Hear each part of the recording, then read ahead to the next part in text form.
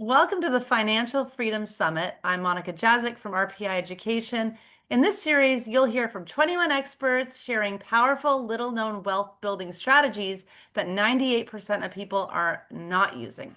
These interviews are packed with real actionable steps to help you fast-track your financial freedom.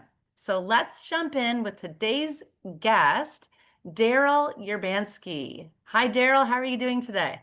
I'm good. Thank you for being here. Daryl, I am just sitting here holding your bio, and this is so impressive. I'm just going to give this a quick read to the audience, and then we're going to just jump into these questions and show these people how share your story about how you became a financially free entrepreneur. Sure. So Daryl is best known for his ability to create seven-figure automated income streams from scratch. First, as senior marketing director for NeuroGym, he helped generate over 1.6 million USD in under 8 months with a single marketing strategy.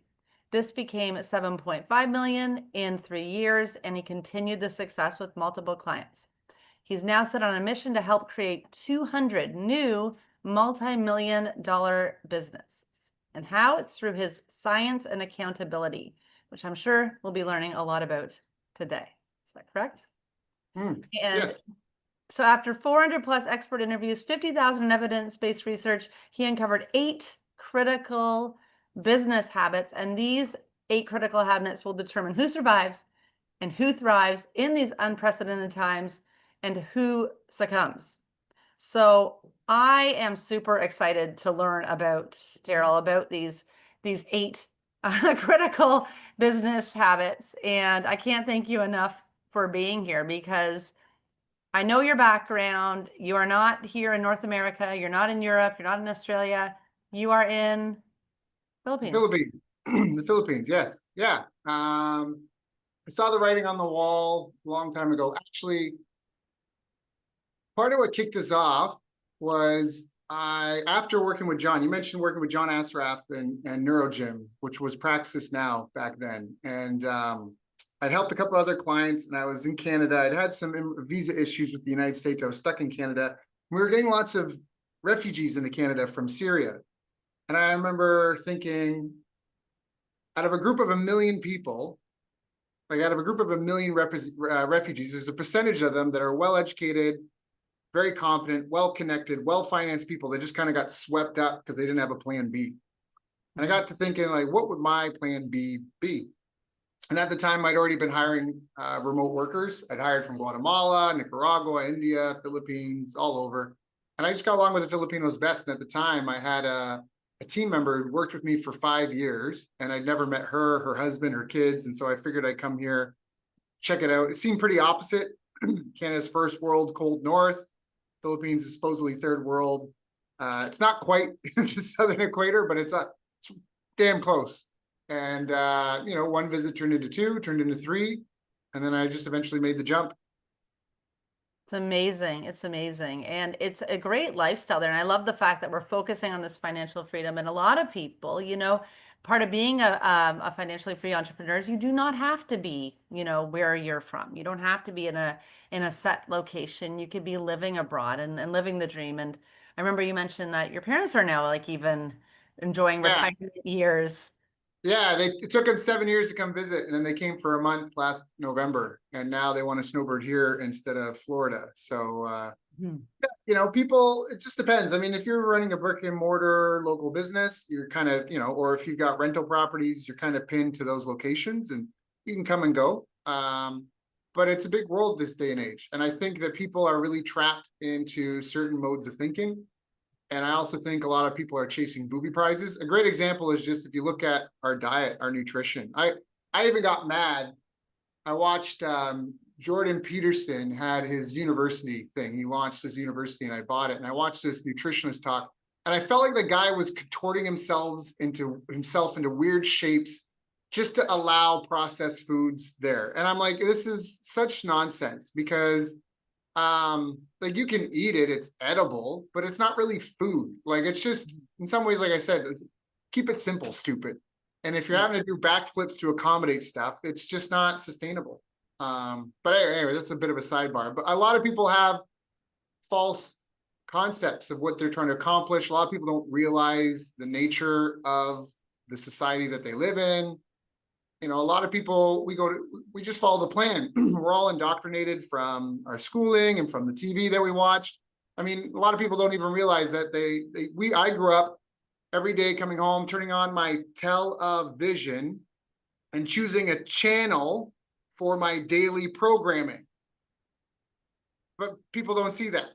Mhm. And so then you get an idea full of marching orders. And it's just, I forget the name of the game. There's this game these kids played where it was like one person's a werewolf and everyone closes their eyes and the werewolf kills someone and something, but nobody knows and everyone has to figure out who does. And the name of the game, that the reason this game was invented was to prove that when one group of people have all the information, they have an asymmetric advantage. And a lot of people, that's part of why they're in the situation that they're in, is because of this asymmetric advantage. Okay, I love that you said that. I'm going to stop you right there because that's how I feel about wealth and wealth building, and that's what we do at RPI is really educate people to invest and think of money like the top 2% because they have this advantage. And it's not like nothing that the other 98%, if they just are willing to learn about it and reprogram themselves to think like these top performers, I firmly believe anyone could be a top performer. Yeah, to Agree a with certain that? extent, for sure. I mean, there's the reality. I mean, we see top 2%. I don't mean to nitpick, but we got to get kind of clear on this. There is a certain echelon that is, like if you're king of a country, your wealth is built on a lot of debt, like just straight up. Like you to have that sort of an empire. To what is it? I think Elon Musk said this once. He said, "You're not really rich until you can afford a legion." Right? Like until you've got an army. So when we say top 2%, like who are we talking about here to a certain extent? Because there's a certain echelon where the game is a very different game than just kind of people that are just trying to be, have a comfortable lifestyle and have a lot of creature comforts in their life. And that's sort of different and get out of sort of the 9 to 5 rat race. Uh, Hmm. the homeless man has escaped the 9 to 5 rat race. Well, he's Now, financially free because he right. has But no are they expenses. comfortable? No. Are they comfortable? No. Right. So this comes back to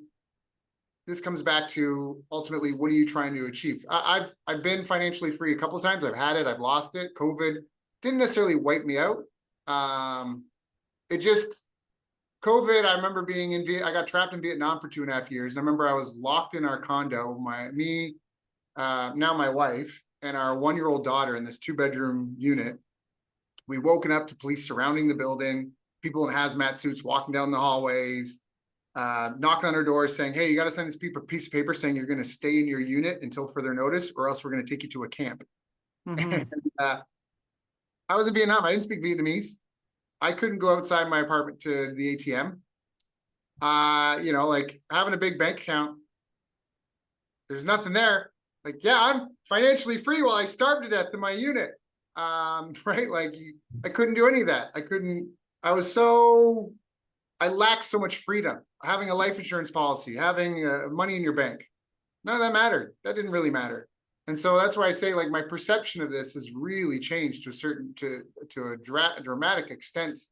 Um, there's also been all sorts of people that have said the wrong things, and then all of a sudden their financial net worth gets wiped out. Hmm. Like a lot of people don't realize Cancel that. culture. Right. Yeah. Well, forget cancel culture. Look at what happened to people that donated to the convoy in Canada. The government was like, Hmm. we don't really like this. We're going to cancel your bank accounts. How many of those people that had their bank accounts canceled were financially free?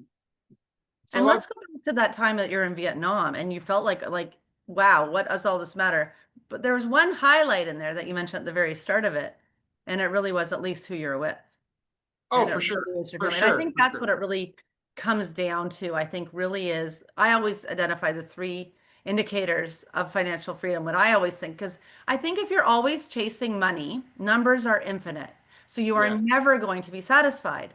So what it Yes. really is time, freedom, and money. How much do you need to afford the lifestyle that you want on your terms? And when people kind of talk about these elaborate, like $1 million, multi-million dollar pipe dreams, it's almost like designed so they never have to actually do it. And when you call them on it, and I've seen Tony Robbins, do this before. Like, okay, well, let's break down what your best life would look like. How much would that cost?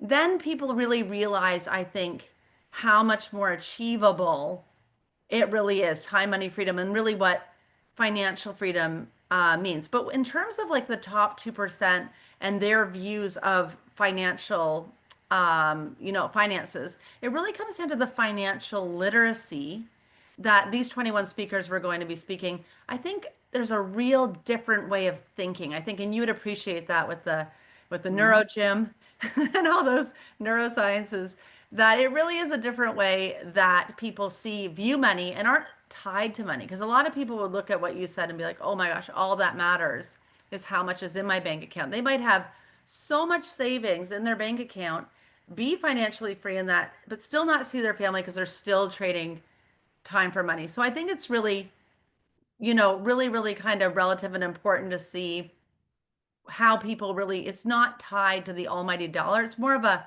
mindset thing for sure. Yeah, I think it was Aristotle that said everybody wants to be fit, rich, and happy in a nutshell, right? So would you trade your health for $1 million?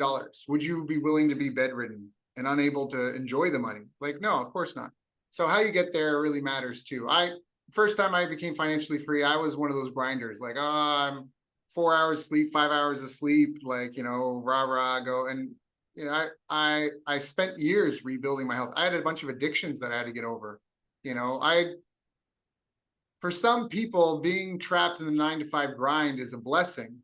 I have a family member that had that. They got injured at work. They were part of a union. All of a sudden, alcoholism took over because the Mhm. routine was come home, have a couple of drinks, go to bed. But when you do have a Yeah. job and you can't be drunk at work, that was what held it together. And for me, that was a certain extent as well. Like, and once I had more than a couple of years of money in my bank account, I remember I'd like wake up, be like, oh, I can smoke a joint first thing in the morning because who cares? Who's going to stop me? I'll show up to this meeting with a client high. I don't need them if they can accept me for who I am, like this stuff. And it's a dead end. I almost come back to virtues, like the 7 deadly sins, the seven heavenly virtues. I mean, you don't have to be super religious to go try and show me someone that embodies the 7 deadly sins or any of them really well. They embody it, they represent it, and Mhm. they have a great life. I just don't see it. Yeah. You really have to find a deeper purpose of why. You have to understand that all this is transient. In 5,000 years, none of it matters. A lot of us are seeking kind of fame and recognition, but the people we're going to seek fame and recognition from, they're going to move on and die too. So, Mhm. I mean, think of it this way: whether you believe that we're going to achieve immortality through AI and technology, or you believe we have an immortal soul, or you believe that reincarnation, in all three cases, you have an immortal presence. Can we agree on that? Mhm. So, in your immortal self, what would be the trophies that it would put on the wall? What would be the accomplishments that it would be proud of to hang up on the wall? Is it just that, oh, I made enough money that I can sit on a beach and get drunk every day? Like, is that really it? Your immortal self's gonna be like, man, what an accomplishment that was. I spent 3 years smashed on the beach every day, just getting Mhm. sunburned. Like, that's just I so. think that's when they're not equating their financial goals and their success to something that's purposeful. Like this, we're here today, you and I, Yep. and you're here generously donating your time to share financial freedom strategies and share your story with people. And I'm putting together 21 interviews from other generous entrepreneurs, investors like yourself. And we genuinely at RPI Education are on a mission to fill the wealth gap. And I was asked that question actually by someone earlier today. What is your end goal? And rather than giving a monetary goal, I said to fill the wealth gap and to help, you know, Mm. people across Canada, US, Australia, UK really make these shifts and really understand how these money works and like how they can make these changes to their life. But also the first thing we do teach, like you said, is what is that why? If you don't have a why or a link, and if money is the end goal, you're going to be empty. And Hmm. they Yeah. say that Yeah. in the Bible as well. They say that, it's not the love of money that Judas is got the evil. money. Judas got the It's money. If anybody knows the Bible stories, not to turn this into a Bible talk, but the story of Judas is the one that turned Jesus in, basically snitched on him, and he did it for money, and then he tried to give it back, and then he was so distraught with what he did, he ended up hanging himself later. hmm So Judas got the money. It wasn't enough, right? You want to be fit, rich, and happy, and we're happiest when we're doing things we find purpose in. We're happiest when we're around people that we love, and we're happiest when we feel like we're contributing to the world and to society. And Yeah. so, just having the money isn't enough. So let's talk about some of these strategies. I mean, the most, Yeah, I want to hear the strategy, like the main strategy you would say. So if we go way back, because you have like such an amazing resume here and a great so, well, structure. So I'm just and I'm not Bill Gates and none of these. I'm not Alex Hormozy that did 100 million in a whatever in a couple of days. Um, you don't have to be Bill Gates because you're just too okay. busy being you. That's a And great I want to example of know someone saving your money wealth to the building detriment of strategy society. that you created to like really create the freedom in your life that most people don't use. Like, and why do you think most people don't do what Well, you again, most people are taught to go to school, to get a job, and to pay their mortgage, and then die. Like a mortgage is Latin mort, is dead, death pledge. So your mortgage is your death pledge. So you have to understand that not everything in the jungle kills you and eats you. Some things just want to feed on you and keep you alive as long as possible. Usury is not typical kind of Christian, Protestant, Catholic value. Usury, which is the lending of money at high interest or any interest. It's not, I don't even think they allow it in Islam. But that's sort of the moral value that built the West was Christians, Protestants, Catholics. And we don't believe in that sort of money lending thing. And so a lot of people forget that the two paths to financial freedom basically have been entrepreneurship and owning land. Mhm. If you look at hard assets that survive economic downturns, they're almost all revolved around owning a piece of land that does something productive. Whether it's a rental unit, residential, commercial, it's a factory, it's a farm, whatever it is, it's a piece of land that does something productive. And it was the American dream, it was a Canadian dream. Come to Canada, we'll give you a parcel of land, do of it what you will, contribute a little bit to the union, in taxes per year, and live off the merits of your labor. That was it. I mean, people had financial freedom when they came. They came to Canada, they got a piece of land. Cool. I'm free, but my quality of life sucks. Mhm. Right. So now I need to build this up. So in terms of entrepreneurship, if you want to make $1 million, you just need to sell $1,000 product to 1,000 people. You need to sell a $2,000 product to 500 people. If you're in subscriptions, you need 250 people to pay you $334 a month.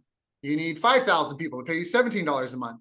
So the path in terms of business is to consistently solve a specific problem, to consistently sell and solve a specific problem to a specific solution for a specific type of person.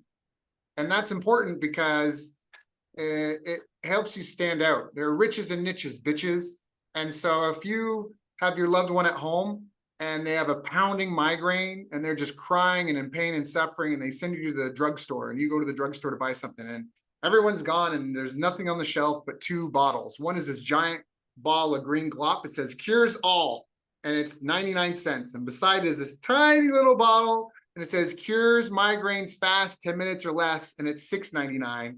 You're going to buy the specific solution, even though it's more, because you don't know if the green glob's going to do it now, later. There's no specificity to your personal scenario. Nobody here is going to either now or after this interview put on a shoe. They're going to put on a walking shoe, a running shoe, a boot, rain boots, rubber boots. Like it's a specific use case. So riches and niches. And so that's, in business, you have to figure out how to do that consistently.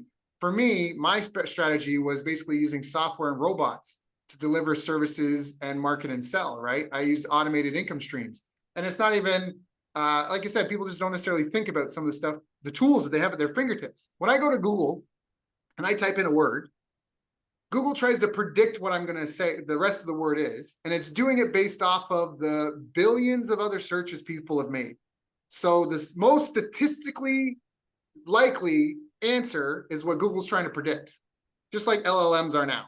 It's kind of all LLMs are just really sort of like a bigger extension of Google search prediction, right?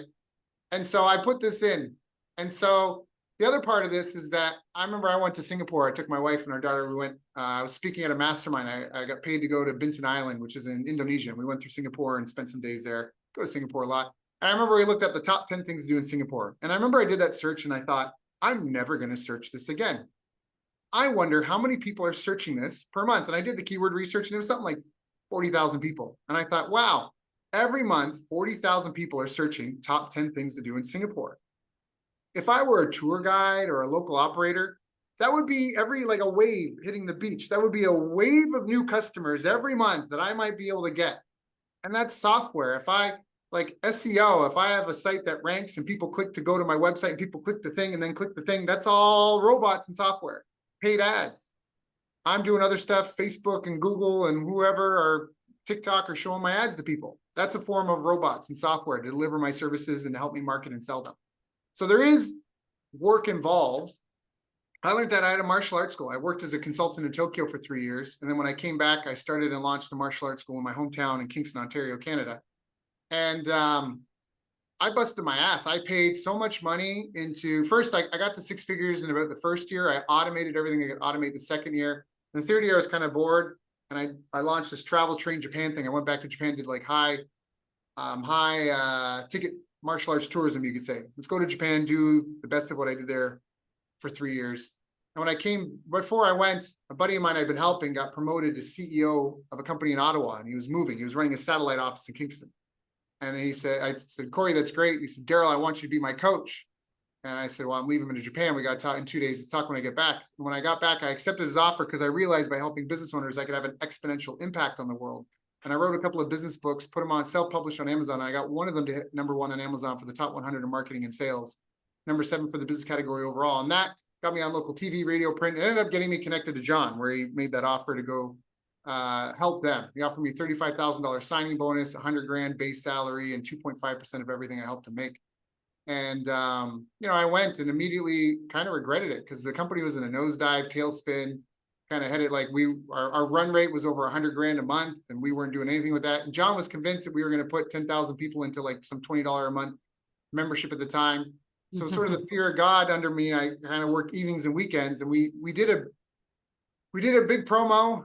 Some of this is about financial freedom, I guess. Some of it isn't, but you really need an offer. I like this. This is about the journey. So well, it is, yeah, because I had a very comfortable lifestyle business. I automated everything I could automate. And what I learned through the experience of working with John. So first I said, John, what's the most expensive thing you ever sold? And we sold a bunch of those. We did like 350,000 in October. And then we did the Brainathon launch, which was this thing that he wanted it to be an annual thing. And we did this big JV launch. You got all of his partners, sort of like what you're doing with the summit, got a bunch of people to help promote it. And I think we had something like 600 sales of $1,000 product. And then it was on to the next thing. We're going to get these 10,000 people put into this. And I was like, like, it's so much work to make a sale, let alone 10,000 sales. I just didn't see it happening. And so what I did, working evenings and weekends, and I remember one of the CEO at the time, he was like, whatever, kid. I was like, can I have a budget for ad spend? He's like, here you go, whatever, $500. I got this credit card that I could build whatever I wanted to. And I basically automated the launch. So it played and it happened every Saturday. And I used the buyer list that we had and I gave it to Facebook. And I said, hey, find me a lookalike audience, 1% match to these buyers. And I set up a bunch of ads and did some split testing. And people would join. And as far as I knew, it was a live launch every week. And it was like the first week, everything was broken. This happened, but I spent $500 in ads. We made $1,000. And I spent $1,000 in ads. Then we made $2,000, $3,000. And we just scaled up to we were doing like 100 grand a week. And we were taking almost like when you bet how many jelly beans are in the jar. We're like, what do you think? Because it just came down to math. It was like, okay, we got this many leads. This is what I think how many sales we're going to get. And it was just, we would kind of like bet in the office, like how many sales think we're going to get this week and trying to optimize it. And that's the other thing. It takes discipline and consistency, right? Because if you notice what I said there, we did one thing and it was a big stressful event, big launch, boom. But then after that, I managed to automate it.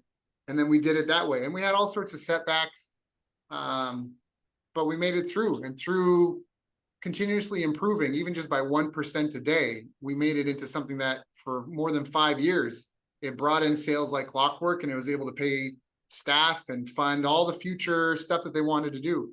And they tried to replicate it. And I heard they took a $400,000 bath and trying to duplicate sort of what I built, and it didn't work.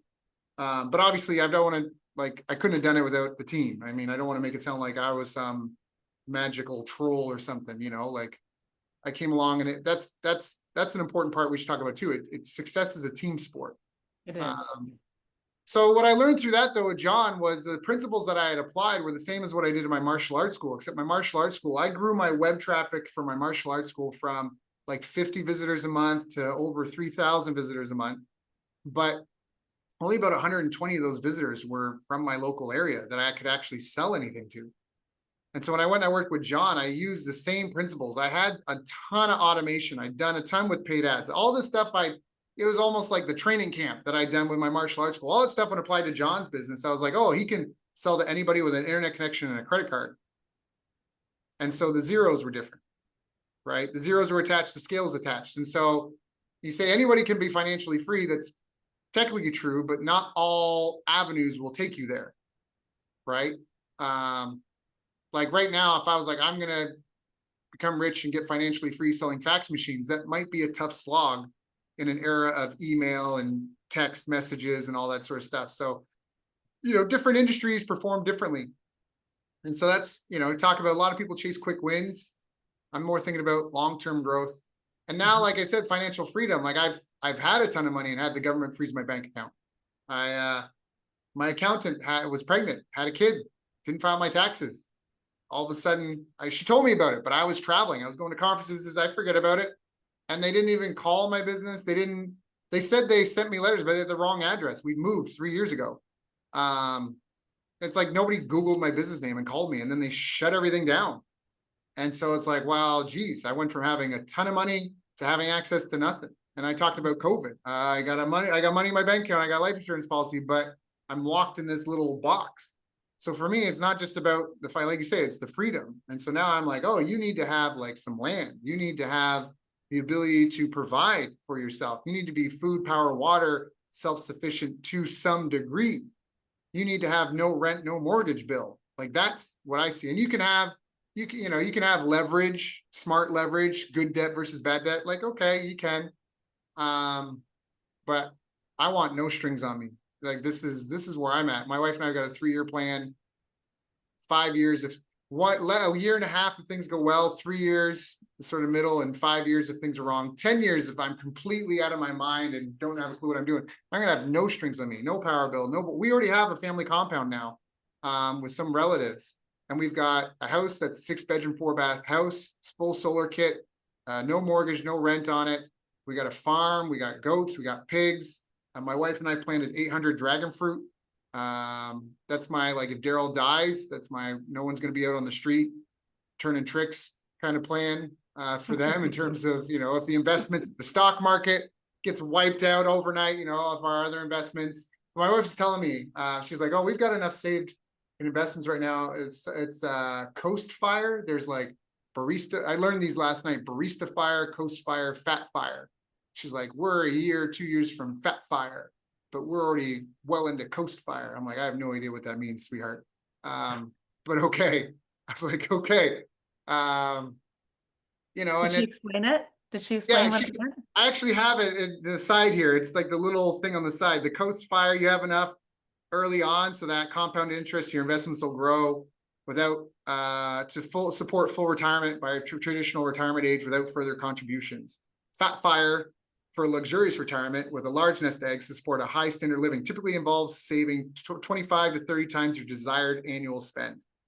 So we're in good shape, but it's not just making lots of money. It's reducing your cost of living to zero in the sense of where I'm living now. I'm not on that family compound. We could have no mortgage, no rent, no power bill. And, and we do get food. We get all sorts of food from the farm because we got farm hands and stuff like that to help. But we're here because it's convenient. We want to be here. So like you got to make the money. So a company solves a problem. That's what the market is. The problem is the market, not the demographics.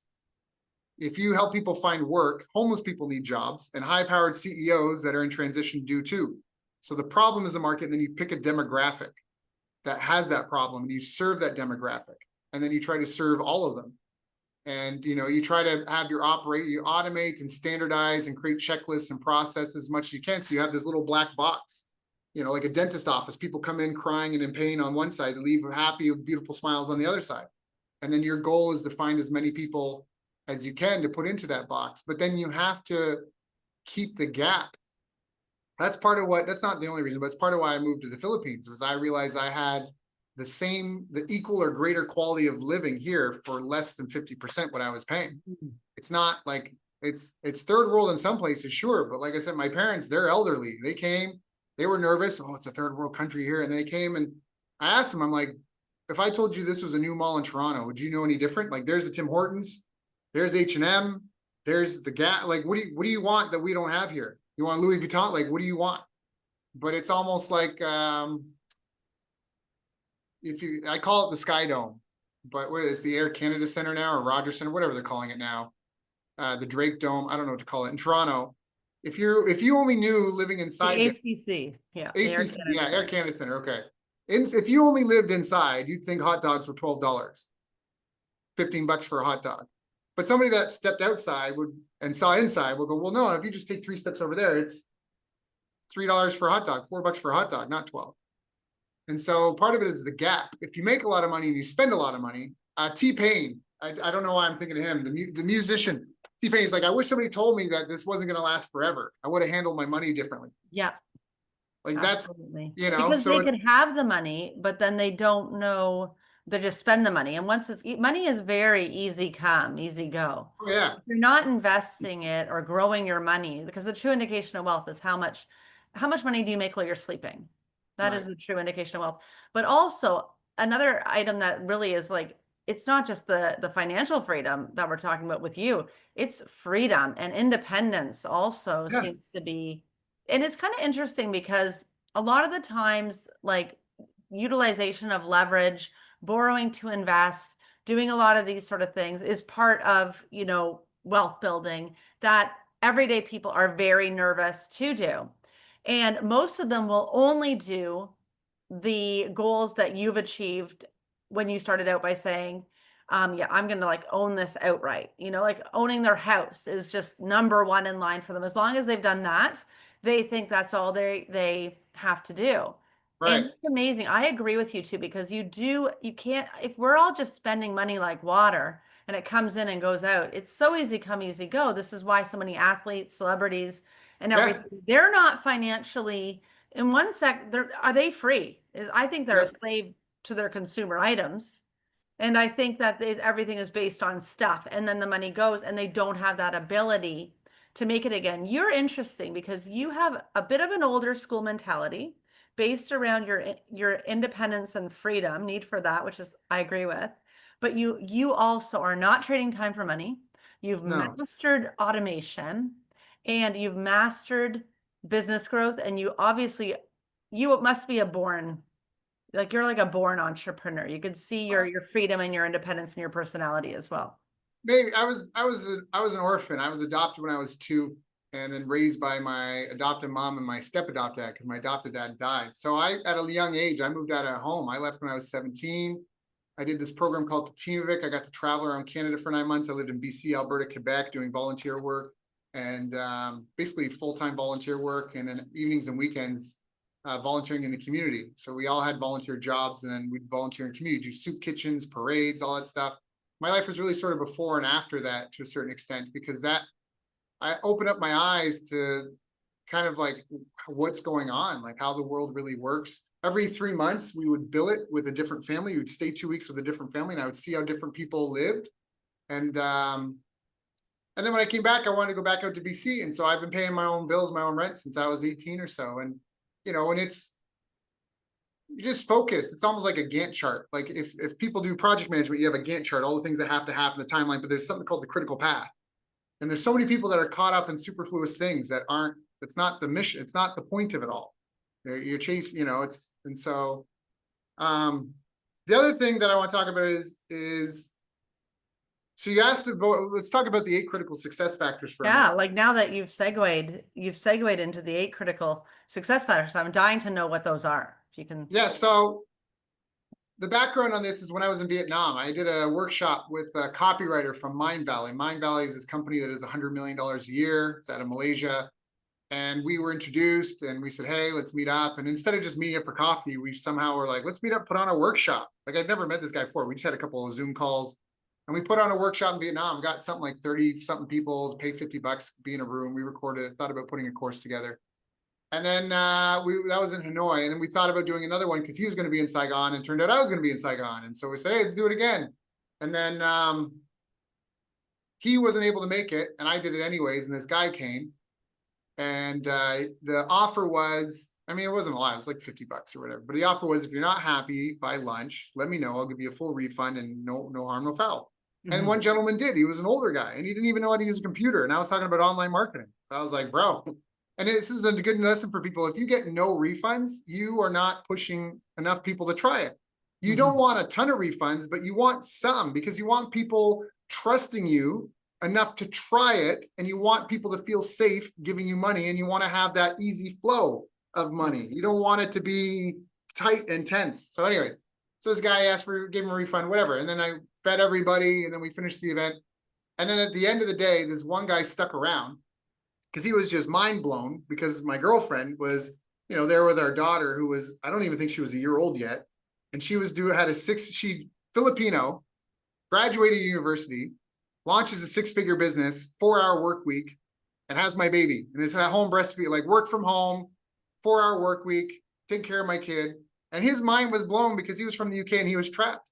He came to Vietnam to teach English, and he couldn't get back to the UK on the income he was making. And he couldn't make enough money doing the same line of business she was doing. And she was crushing it, and he wasn't. He couldn't even pay for himself, let alone have 20 plus clients and 20 something staff. And so we picked her brain for like 40 minutes after. And after all that, because we packed up, everyone's gone, I'm just entertaining my daughter in this event space. He's like, by the way, bro, I need that refund. I used my rent money to pay for this. And I was like, whatever, okay. But then 2 months later, this guy posted in the Facebook group his own business coaching workshop, Manifest the Business of Your Dreams. And I was so livid because I knew this guy's story. And I call it, what do I call it? Well, the fake guru, but the weekend guru, that was it. I think that was the term I was using. These weekend gurus, you pay $1,000, you do a weekend workshop, you're certified. Now you're like, gamble your life savings and your ability to feed your kids and pay for your parents' medical bills and to go on vacation and to pay, to not be out on the street. Gamble it all on me. I spent 4 hours and I got this certificate with my name on it. Like, I hate that. And I got so mad, I wanted to create a standard in the business coaching arena that if somebody said they were going to help you grow your business, that it would be third-party validated. And so I contacted all my friends from Queen's University and University of Spain and all these other schools, and I did a preprint called the Fake Guru Solution. And we were going to create a measurement, a way to measure people. But then we had to figure out, what are we going to measure them against? So then we had to go through the literature and figure out, well, what really makes or breaks success in business? And I ended up spending about 50 grand, and it took about 2 years. We identified 8 critical success factors. And these are irrespective of culture, of language. They apply anywhere in the world. We looked at studies out of Dubai, out of Indonesia, out of US, Canada, of course, all over the world. And they are, drum roll please, self-efficacy, your ability to accomplish goals via yourself and others. Market intelligence, strategic planning, marketing strategy, sales strategy and skills, money management, business operations, and business intelligence. Those are the big 8 categories that everything from cybersecurity, legal compliance, HR, all that falls under those. And we broke them into sub-factors. Once we had these 8 figured out, then we said, well, what makes up the pieces of these? And we identified all of them. And then I actually put that into a program called Habit Hero. I figured out, because I went around and I realized there was a lot of people with imposter syndrome. Some people were willing to be vetted, but a lot of people didn't want to. They're like, I get testimonials. I don't need to be third-party validated. So I just did, instead, is I put it in my own programs. And I was doing group coaching at the time, but I thought, how will I help 10,000 people? So we basically made an app called Habit Hero.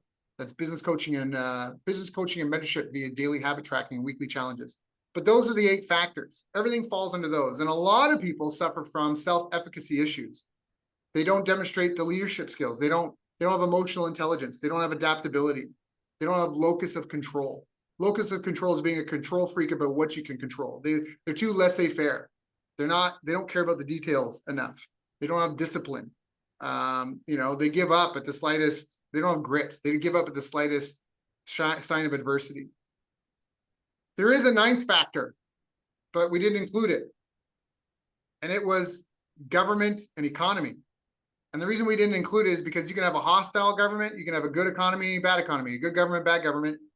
All you can do as a business owner is focus on those 8. Because a lot of people don't realize some of the turmoil that's going on right now, like Canada is a good example. In 2020, 1 year alone, the Canadian government printed 50 years of their annual budget in 1 year. Mm-hmm. And remember, these are all fiat currencies. So you can have your income goals like, oh, to be financially free, I need to save this much. But here's what really happens is that to sustain your life, you need certain things, and countries trade with each other. And especially now that everyone decided to have money be a wooey woofoo thing, that we just want it to be this worth this much because I say so. It's not backed by anything. It's not asset backed. This is the first thing Russia did at the beginning of the Ukraine war is they said to buy Russian oil, you have to use an asset backed currency, either theirs or another one. Mm-hmm. They didn't want fiat. And that's part of it, of what's going on in the world right now. Because if I'm here in the Philippines and I've got all these coconuts, and coconuts are a real thing. You can get oil from it, food, you can make stuff out of it. You can use the cocoa core for farming. This is real stuff. And then you go, hey, I'm a mechanic. You send me a big container full of these. I'm like, okay, well, that's going to take, a year of my life and this much water and fertilizer and all this time.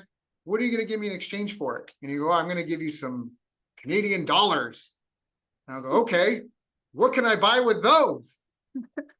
Because last I checked, there's nothing being made in Canada that I want, but you want what I got. And you just printed 50 years of your annual budget and flooded the money supply. And so if there's 100, if there's 100 pieces of gold and one piece of paper to represent each one, then one piece of paper is one piece of gold. If there's now 200 pieces of paper, it's now 50 point. It's half. It's point, right? It's 50% the value. And so this is something, like I say, when people don't realize you're in a big casino and you don't get to control the government and the economy, and the government can pull that rug out from under you at any point in time. They can cancel your bank account, take away your stuff. I don't want to go down this road too far, but in terms of financial freedom, I think people need to go, okay, I need to have, in Rich Dad Poor Dad, if you play his cash flow game, you're out of the rat race when you have your monthly expenses covered. Yeah. But in my vision now, you talk about like biggest lie in wealth building, you're not free. Like you're free for now, but you're not free until you've got like I have a place that I can go and I've got food, power, water. And it's not to go live on a mountain and be isolated. It's that self-sovereignty. Mm-hmm. I did a mastermind meeting in Singapore, and I had a bunch of high profile people there. I actually had Abu, who's been traveling with Robert Kiyosaki around the world for last year, on stages with him, and Abu was there. And there was a bunch of other guys, equal caliber. And I brought up this Oasis biohome that I'm working on. I told you about that Oasis biohome. Yes. Excited about. And one guy was like, well, Daryl, Singapore has the highest percentage of home ownership in all of Southeast Asia. And I said, do you mean condos? And he said, yes. And I said, how many months can you miss your condo fee before they take your condo away from you? Mm-hmm. You even own the land with condo. Yeah, you own your condo, but you have to pay insurance, you got to pay electrical, water, and this condo fee. And if you stop paying any of those, they'll pull it out from under you. So and that's why when it talks to financial freedom, like again, it kind of, what's your why and what's your real goal at the end of the day? I like in the Philippines, they're big on family compounds. I like that. Normalize buying 100 acres and raising your family with friends like that. I like that sort of idea, these days, because now you have something, like you've got something, because you can't eat money. Look what happened in Germany after the war. They would buy all their beers at the beginning of the night because by the end of the night, the price would double. And so for financial freedom, you might be okay now, and hopefully everyone's okay. And if you're not okay, you need to find a problem you can solve. You need to go consistently sell it. And then you need to use robots and automation as much as possible to help you scale, because one person doesn't scale, right? I guess it's like part of being financial freedom. It's an ongoing process. It's not something you just become and then that's the way things are going to be. And I think that really is the point of this, is to get into the minds. I love how much you're sharing, because we're really getting a chance to dig deep into this interesting mindset where you have to be aware. I often say to our students in our community, RPIO, I often say, you need to create your own government. You need to create your own economy. And what I mean, I don't mean go and run for politics or start a bank or anything, but what I mean for that is what does your family need to have that sense of certainty? What does financial freedom mean to you for your own thing? And also, what sort of, political leadership? You can't really depend on a lot of these political leaders. All of our countries have trillions of dollars in debt, and they're Yep, chastising us for running up credit card bills.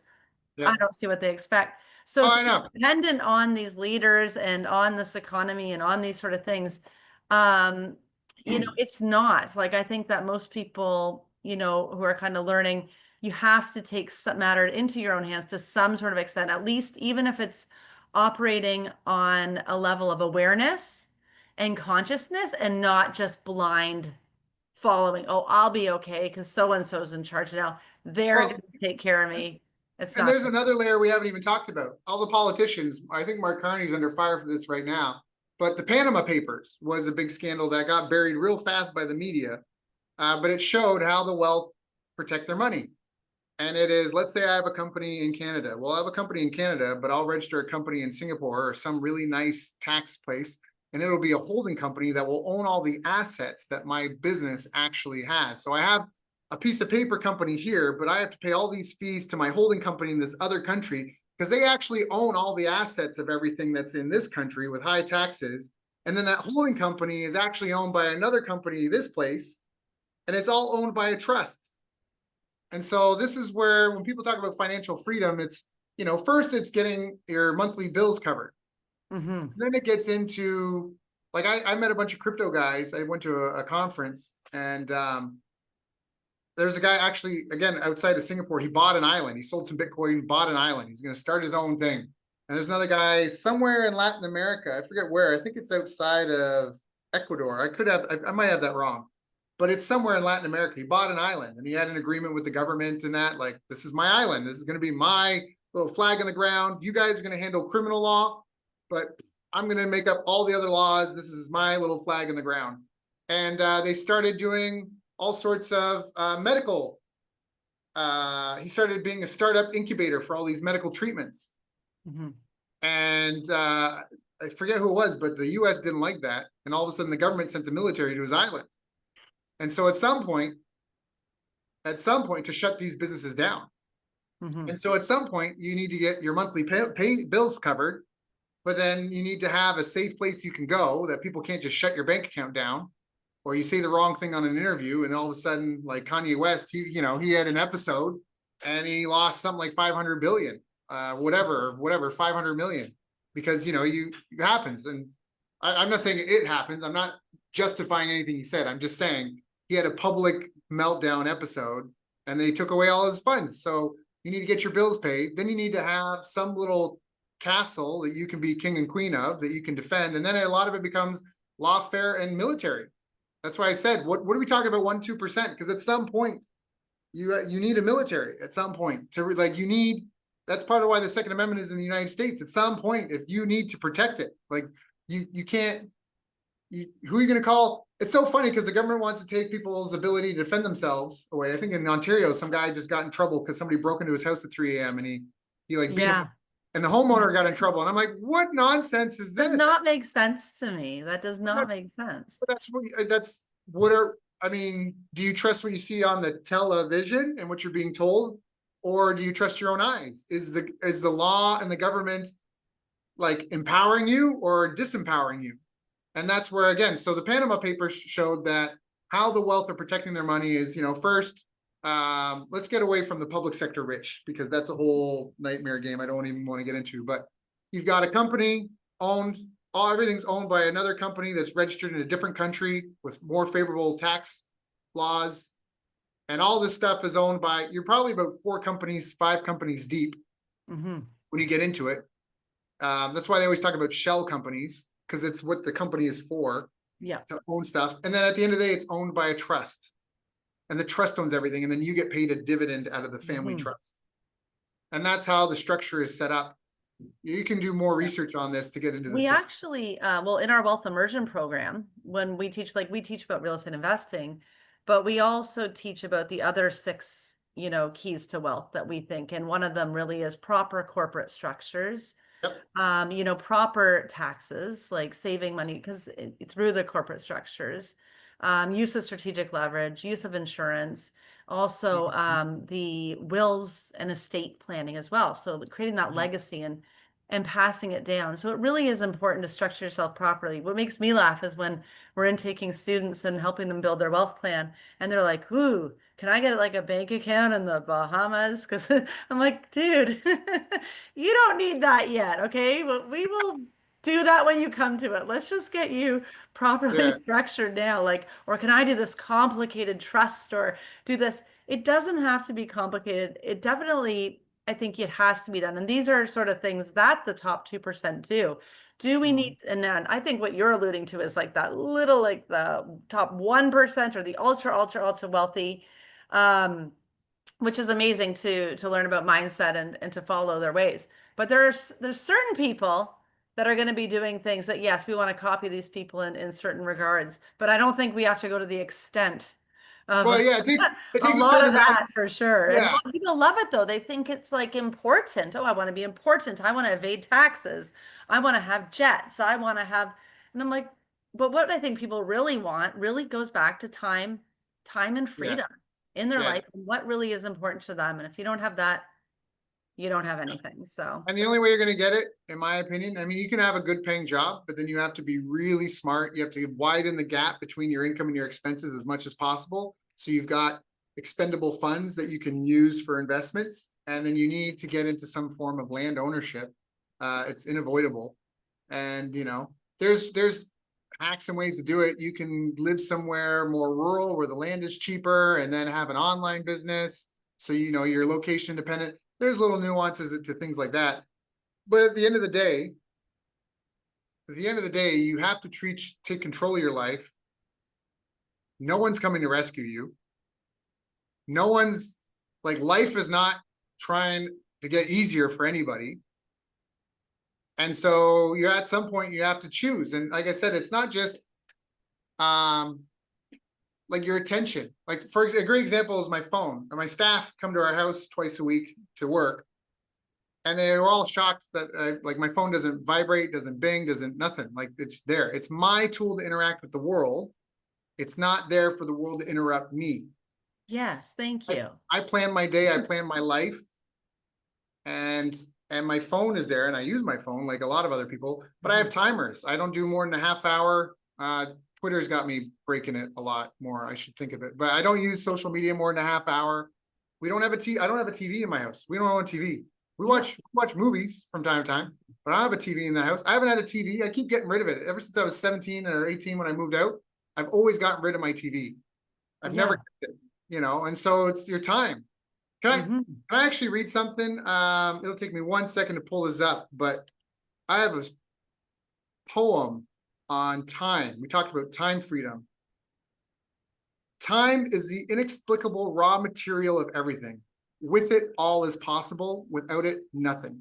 The supply of time is truly a daily miracle, an affair genuinely astonishing when one examines it. You wake up in the morning and lo, your purse is magically filled with 24 hours of the unmanufactured tissue of the universe of your life.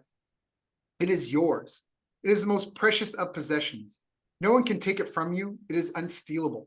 And no one receives either more or less than you receive. In the realm of time, there is no aristocracy of wealth and no aristocracy of intellect. Genius is never rewarded by even an extra hour a day. And there is no punishment. Waste your infinitely precious commodity as much as you will, and the supply will never be withheld from you. Moreover, you cannot draw on the future. It is impossible to get into debt. You can only waste the passing moment. You cannot waste tomorrow. It is kept for you. You cannot waste the next hour. It is kept for you. I have said the affair was a miracle. Is it not? You have to live on this 24 hours of daily time. Out of it, you have to spend health, pleasure, money, content, respect, and the evolution of your immortal soul. Its right use, its most effective use, is a matter of the highest urgency and of the most thrilling actuality. All depends on that. Your happiness, the elusive prize you are all clutching for, my friends, depends on that. If one cannot arrange that an income of 24 hours a day shall exactly cover all proper items of expenditure, one does muddle one's whole life indefinitely. We shall never have any more time. We have, and we have always had, all the time there is, by Arnold Bennett, How to Live on 24 Hours a Day. I read that once, twice a week. Yep. That's amazing. No, that is amazing. That is amazing. It's very, very powerful. But you can turn time into anything. And so what are the time? You have to do an audit of your time, of your focus, time management, and energy management. Oh, Like, absolutely. Yeah. yeah, you know that as a parent. You're not always crisp. Certain tasks are better at certain times of day for everybody. And so you have to learn and really get to know yourself. And so You you know, have, yeah, it's funny that you said that, because that's another thing we talk about a lot about, is really that mindset and that awareness of being grateful. And I know you jumped on, you're like, what are you grateful for today? And I yeah, think you have to always kind of stay in that state of gratefulness and really kind of really, be all those 8 critical qualities that you listed out earlier on. That was so impactful. And I wrote that down here. The yeah. fake guru solution. I think that's going to go into your headline for this interview. And he answered all my questions in these stories except for one, which I'm dying to know. Okay. Um, I am dying to know this because you inadvertently answered all of them, wrapped up in Oh, these amazing stories. If you were starting from scratch today with no followers, no capital, no connections, what secret move would you use to get ahead fast? yeah, I would probably try to build partnerships with the leaders of a market and diagnose. So I would try to find a problem I could solve. I would start out probably selling somebody else's thing. I would find the most painful problem I could find. Like I'd start with the market first. So find out, always start with this is a Gary Halbert thing. Find a hot market, create or find a product or service, create a promotion describing it and its benefits. Run a test. So that can be talking to 100 people one-on-one. It can be dropping 1,000 letters in the mail, snail mail. It can be emailing 1,000, 5,000 people. Run a test. Analyze the results. If results are good, keep rolling out. But the problem is that you have to find the pain that people have. If I have a bleeding neck, I'm not going to be shopping around for different solutions. And a lot of people are trying to figure out how to be a me too. You know what I mean? Like they're not really getting to the core of trying to fix something for people. And that's going to be a problem. And so, and every time a new product comes out, it fills that hole, almost like a pothole. Like you fill the hole, but then there's another one further down the road. And so it's the whole thing. That's the whole capitalism versus communism thing, is equality versus freedom. In a socialist society, you're not free. Everyone's equal. So there's no reward for being a better producer or producing a better mousetrap. In a free society, no one's equal because it becomes a brutal meritocracy. And so we do this awkward left-right lurch where you start having people that have a generational advantage because they've been in an industry. I think one of the richest people in the world is a woman, and she's in roofing. She's in roofing. There's a roofing company. How does that work? You know what I'm saying? You get into multi-generational people that have just hyper-focused on anything. I think the guy that founded Food Panda has been selling I forget but he's been selling Chinese food for 50 years. Mm-hmm. And he built the app for himself, and then he just started having other restaurants come on. So what would I do if I'd start all over? I'd find, if I was like dropped off in a town, I don't know anybody, I got nothing, I would figure out a group of people that had money, that had a problem, and I'd find people to partner with that could solve that problem. And I'd also try to find people that could help me get access and the attention of, like, put me on a stage or something in front of these people with this problem. I would try to find a way to consistently sell a specific solution to a specific problem experienced by a specific type of person. That's what I would do. And I would figure out how to do that and sell it consistently and make sure I deliver on my promises as best as possible. Because even if you are secretly an evil person, the only way to survive long-term is with love. Mm-hmm. All the benefits of everything in life, from relationships, money, they all come from compound effects. I always feel this way when I hear about somebody that like goes to jail for running, like they were a drug kingpin or something like that. Like, man, they were so industrious, they just built a house on sand. Like if they had just done something that helped communities instead of tearing them down, my goodness, what could they have done? They might have done something phenomenal. And then Yep. figure out a way to bring in robots and automation, software and robots to help you automate and scale. But you need Absolutely. the specificity. You need the specificity. And I would start with that. And then as soon as I was making money, I would personally, I would put money into Bitcoin, pull it out of bank accounts as much as I could, because now no one can touch it. I can travel anywhere in the world and use it. It's gonna increase in value, not deflate in value. And then I would use my savings for investments that generate income, with the ultimate goal being to do that, but also to have basically net zero living. I have a piece of land, I have no mortgage. Solar panels are not life-changing, they're not revolutionary now. It's very easy to do a lot of this stuff. If you need help, check out my Oasis Bio Home, shameless plug. Oasis Bio Home. But own something, and now you've got the best of both worlds. We're going to have to do another interview on the Oasis Biohome because that's another whole different story to share. And I would love to learn more about that. And I know I had the privilege of hearing about it the other day, and I want to learn more. And it was fascinating. I've been in real estate, for 15 years, and I've never heard anything like that. And that deserves another whole interview series Sure. on their own. So Sure. you might have to talk to me again, if that's okay. I'm here to serve. I'm here to serve. I I love mean, it. I'm I sure. appreciate you. Yeah. Appreciate you and I appreciate your time. Is there anything that you'd like to share with the audience before you go? No, just success is about habits, not luck. Focus on small, consistent actions that compound, and do more. Like, refuse to be average. Do more, be more. Recognize the parasites in your life. Recognize that you're probably a lot weaker right now than your full potential. You are not the hero in your story right now. You are the villain in your story. And the hero you can be is holding its hand out to you, hoping that you will step up to the challenge to become that person. And to do that, you have to overcome yourself and your shortcomings and your tiredness and your excuses and the parasitic habits that you have that suck up your time. We used to live where we had people like Michelangelo that would be an amazing artist, an astrologer. People used to be multidisciplinary, right?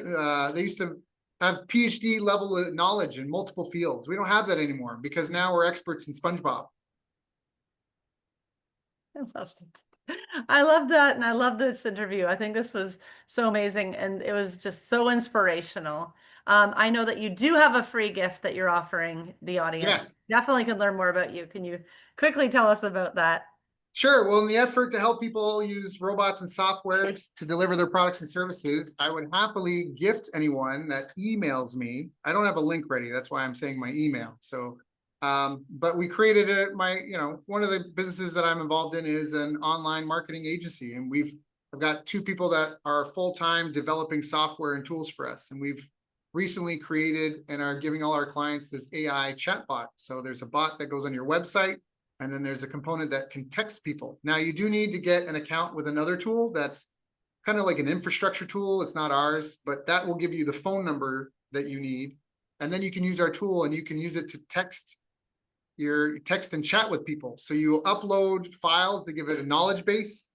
You'll list resources and outcomes. So from the conversation, what kind of resources, links, like check out this article, get this guide, or click this link to book a call with me, or whatever.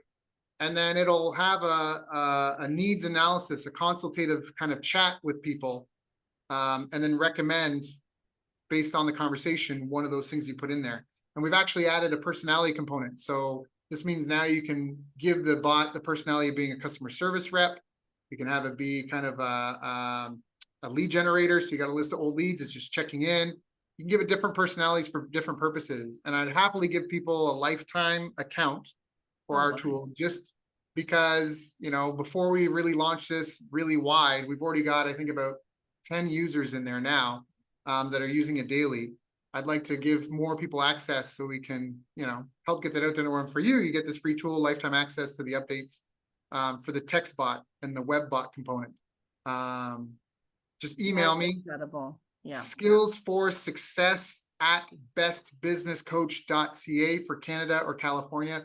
That is SKILLS, skills for FOR, success, SUCCESS at bestbusinesscoach.ca.